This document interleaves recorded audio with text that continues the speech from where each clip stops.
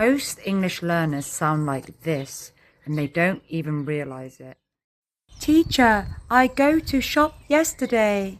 I buy bread. I am very happy.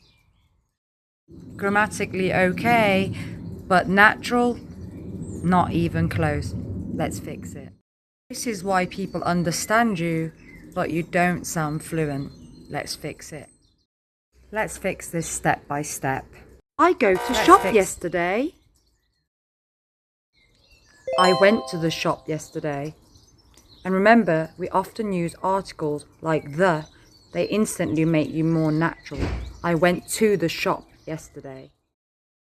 I buy bread. I bought some bread. Tip: use some. Natives always enjoy using some.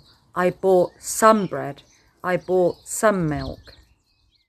I am very happy.